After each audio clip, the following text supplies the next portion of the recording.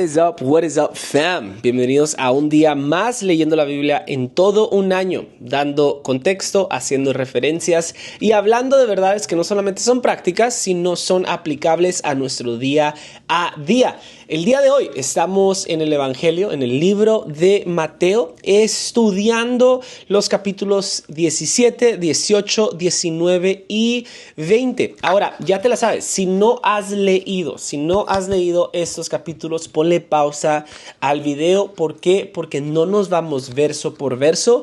E incluso a veces no hacemos referencia y no hablamos de ciertos capítulos, porque no, si no fueran larguísimos estos videos. Así que ve estos videos como muletas, ve estos videos, aprende de ellos en las referencias, en el contexto que damos y en las verdades que podemos aplicar. Pero por favor, haz tu lectura. Vale la pena. Quizá yo te estoy leyendo otra cosa y tú ni te das cuenta. Pero bueno, regresemos al video. Asumo que ya leíste. Y el día de hoy, en referencia a lo que acabo de decir, en realidad nomás nos vamos a enfocar y centrar en el capítulo 19. Vamos a estar hablando de un tema calientón, de un tema como el divorcio. Pero si estás viendo este video y no estás casado, hay bastantes perlas en estos capítulos. Hay una historia que literalmente habla del impuesto, pero sucede un milagro que Pedro le abre el hocico a un pescado y saca monedas. O sea, ¿qué rollo con esta historia? ¿Qué rollo con el Dios a quien le servimos? Ese tipo de milagros hace Dios. No solo eso, habla acerca de la transfiguración. También está la parábola del siervo despiadado. Esa parábola se me hace hermosa. Es una de mis favoritas. De hecho, si buscas en YouTube, hay uno de mis mensajes, de mis conversaciones grabadas por ahí, que en mi opinión es uno de los mejores mensajes que he dado en toda mi vida, hablando que tenemos que dar por gracia lo que de gracia hemos recibido, que tenemos que amar como si alguien nunca nos ha lastimado. De esa es la premisa de ese mensaje, pero ya, búscala. Luego también vamos a ver otra historia que se me es muy importante mencionar antes de entrar al contexto, a las referencias y a las verdades de hoy, que habla y trata acerca de la humildad, habla y trata acerca de nuestra responsabilidad y nuestra sumisión al servicio, tanto como pastor, como líderes, como ancianos. Ponle ahí el título que le quieras poner. El mejor título que tú deberías de tener es ser hijo de Dios, pero bueno, luego hablo de eso. Pero es el capítulo 20 acerca de la parábola de los viñadores. Habla acerca de que dos cuates se enojan con el patrón porque ellos comenzaron a trabajar desde temprano en la mañana y luego el patrón contrata a alguien como a mediodía, lo trae y a los tres le paga lo mismo, y obviamente, como todos somos, nos agüitamos y dijimos, ¿cómo es posible que a este compa que apenas está trabajando a las 12 del día, yo llevo aquí desde más temprano poniendo sillas, poniendo sobres, limpiando la iglesia, cómo es posible que lo tratas y le pagas de la misma manera? Y hace una pregunta tan hermosa y tan reflexiva, que yo me hice el día de hoy. Dice, ¿acaso no aceptaste trabajar por esta paga? ¿Acaso no aceptaste ser tú el pastor? ¿Acaso no aceptaste tú ser el líder? ¿Acaso tú no aceptaste este llamado? Entonces, ¿para qué te estás quejando? Yo hago con lo que yo hago, con lo que yo quiero, con mi dinero. Prácticamente lo que está diciendo, obviamente estoy parafraseando. Léela. También habla acerca de la humildad, pero bueno, vamos a ir directo a el tema del divorcio. Literal, ¿no? Pero bueno, cuando Jesús habla del divorcio en Mateo 19, no está simplemente estableciendo reglas, está redefiniendo la responsabilidad que nosotros como hombres, como varones, como señorcitos, como jóvenes tenemos. Está llamando a los hombres a dar un paso al frente, a amar con sacrificio y a ver el matrimonio como algo sagrado, porque el matrimonio no es un contrato, el matrimonio no es una respuesta que distes en un altar de decir sí acepto o no acepto y sales corriendo, ¿no? El matrimonio es un pacto, es algo sagrado. En un mundo que trata el matrimonio como un contrato desechable, Jesús lo ve como un pacto. Y seamos honestos, este mensaje sigue siendo igual de radical, sigue teniendo tanta verdad y tanta razón el día de hoy. Ahora, los fariseos intentan ponerle una trampa a Jesús con una pregunta engañosa. ¿Puede un hombre divorciarse de su esposa por cualquier motivo? Voy a leer para entrar al contexto y luego deducir verso por verso, ¿sale? Dice, cuando Jesús acabó de decir estas cosas, salió de Galilea. Bueno, vamos a brincar todo eso. Lo siguieron grandes multitudes y sanó ahí a los enfermos. Cuando Jesús acabó de decir estas cosas, salió de Galilea y se fue a la región de Judea, al otro lado de Jordán. Lo siguieron grandes multitudes. Estoy leyendo lo mismo, perdón. Algunos fariseos se acercaron y para ponerle a prueba le preguntaron, ¿está permitido un hombre que se divorcie de su esposa por cualquier motivo?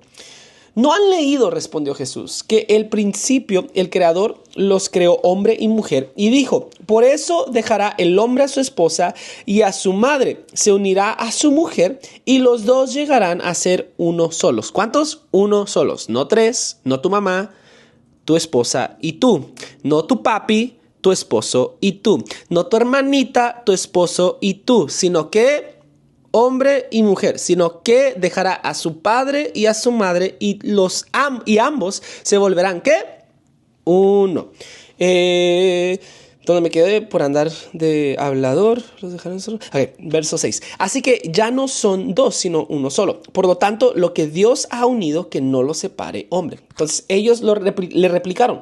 ¿Por qué entonces mandó Moisés que un hombre diera a su esposa un certificado de divorcio y la despidiera?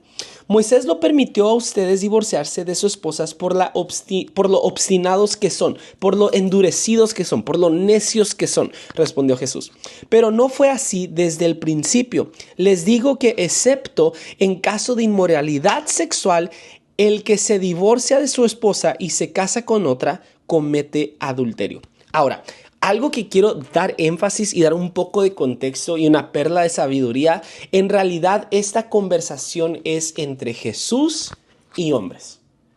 En realidad lo que está sucediendo aquí, la dinámica del contexto, está hablándole a hombres, específicamente está hablando a hombres. Entonces vemos que los fariseos intentan ponerle una trampa a Jesús, haciéndole una pregunta engañosa. Vemos cómo no buscan sabiduría, vemos cómo uno busca excusa, como muchos de nosotros. Muchas de las veces abordamos las escrituras tratando de excusar con la escritura nuestro mal carácter, nuestras malas decisiones, incluso hasta nuestro pecado. Tratamos de justificar la vida desenfrenada que llevamos con la palabra de Dios. Es lo que está sucediendo acá.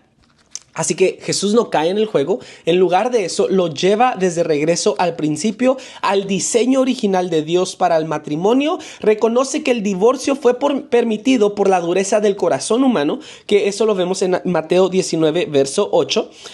Pero eso no significa que fuera el plan de Dios desde el inicio.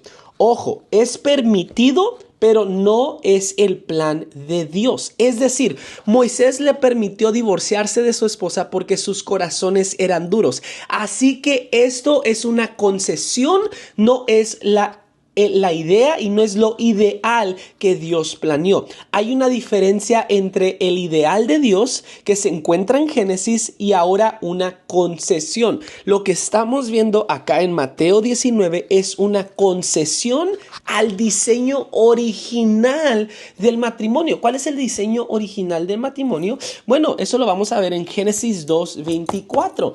Dice, Génesis 2:24. Así que ya no son dos, sino uno solo. Por lo tanto, que lo que Dios ha unido, que no lo separe el hombre. Esa es la idea principal del pacto que tú y yo hicimos con nuestra mujer, o que tal vez tú como mujer hiciste con tu marido.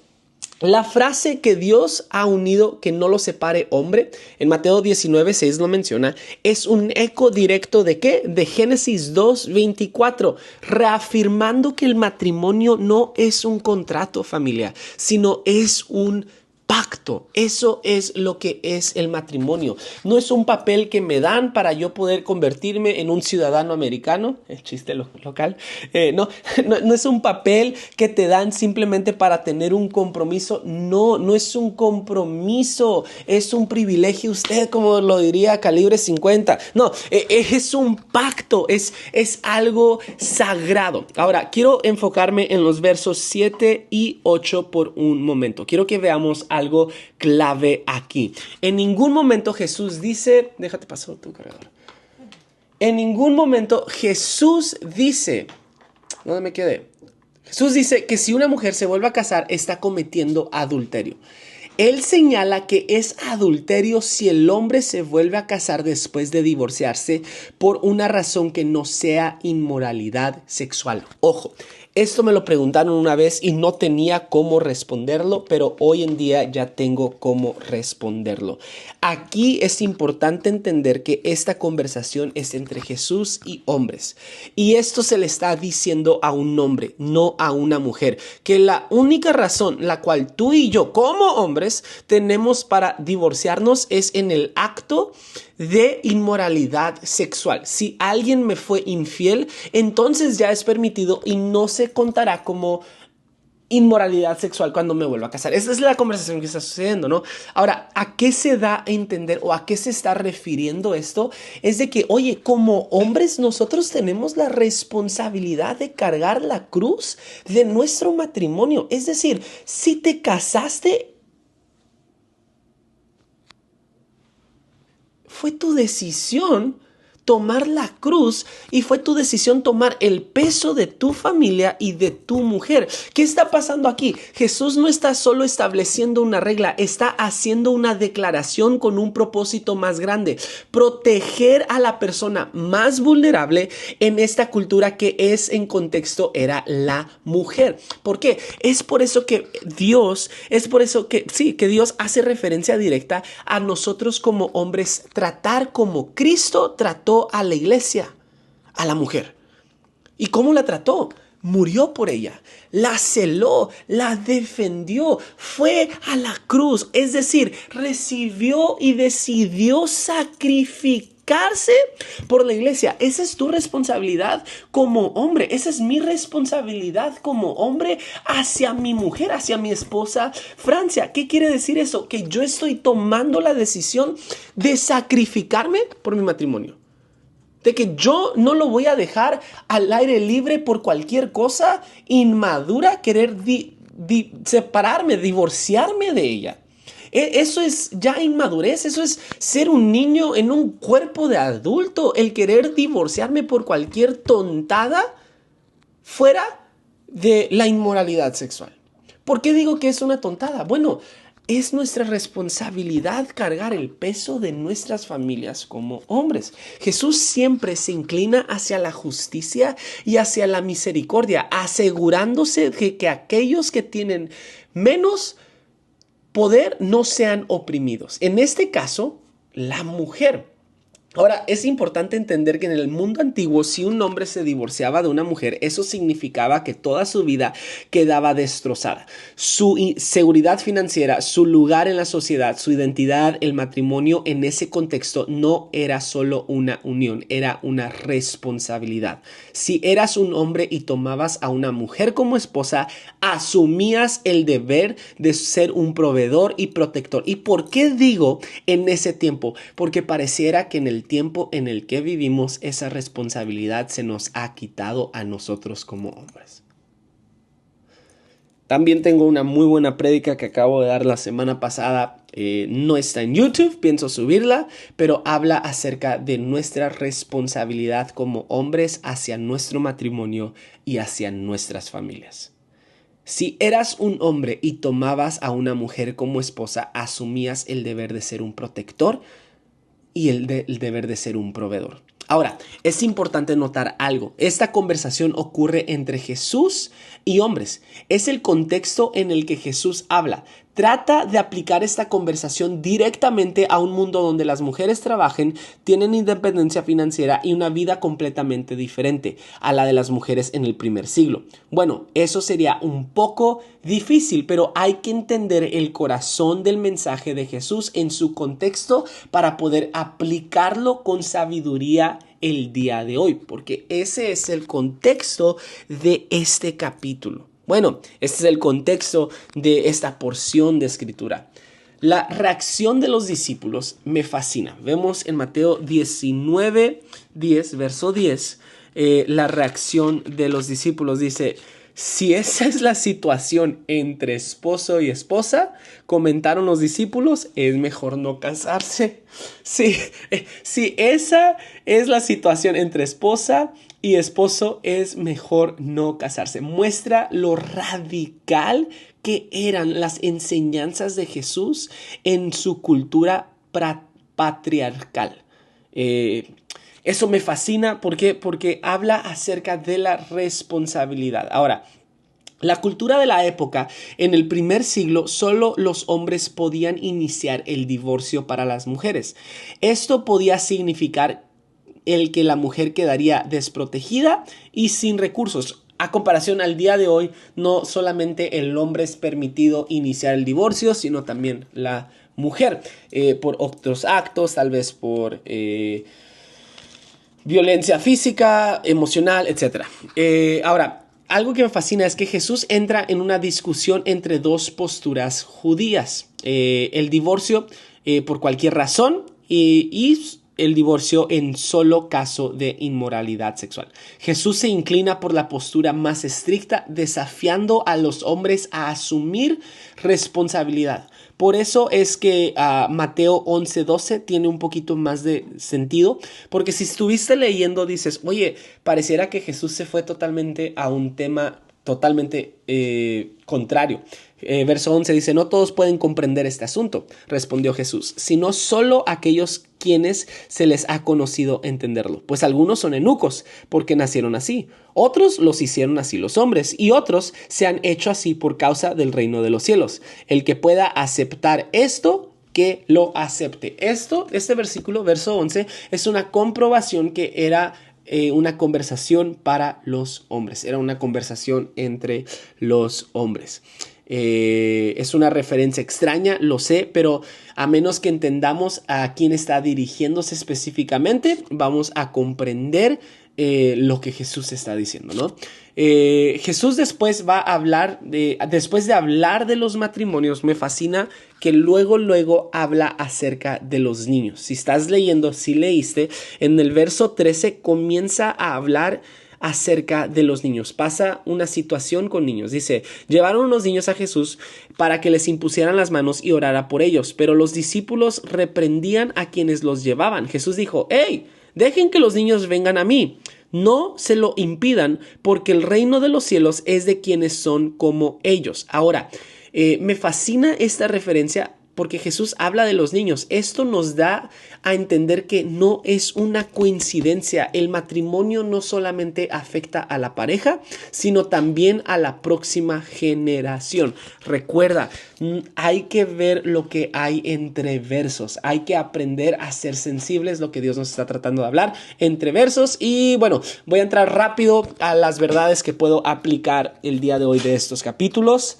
No quiero hacer estos videos largos. Número 1, el liderazgo bíblico significa sacrificio. No se trata de control, sino se trata de amor que da la vida por el otro. Se trata de amor, dar la vida por el otro. Hay que dar la vida por el otro. De eso se trata. El liderazgo se trata de sacrificio. Si quieres respeto, se trata de sacrificio. Nuestra responsabilidad como varones, como hombres, a nuestro matrimonio, a nuestra esposa, a nuestros hijos, es sacrificio, es servirlos, es defenderlos, protegerlos, celarlos y amarlos. Número 2, el matrimonio no se trata solo de felicidad personal, sino de santidad. Un esposo está llamado a amar, a proteger, a servir a su esposa, guiando a su familia hacia Cristo. Y número 3, Jesús no está preocupado por lo que es conveniente culturalmente, sino por lo que es justo. En un mundo donde el compromiso es opcional, Él nos llama a algo más alto. No es un compromiso. No, es un pacto sagrado por Dios. El divorcio es un tema complejo, lo sé, y Jesús reconoce la fragilidad del tema, conoce la fragilidad humana, pero su mensaje sigue siendo claro. El matrimonio es sagrado y el liderazgo es una responsabilidad, no un privilegio. Nuestro liderazgo en nuestra casa, en nuestro matrimonio, en nuestros negocios, es una responsabilidad, no es un privilegio. Dios los bendiga, espero que hayan entendido mis palabras, si no, las podemos discutir en la sección de comentarios. Dale like, comparte y nos vemos el día de mañana. Seguimos en Mateo, que Dios los bendiga.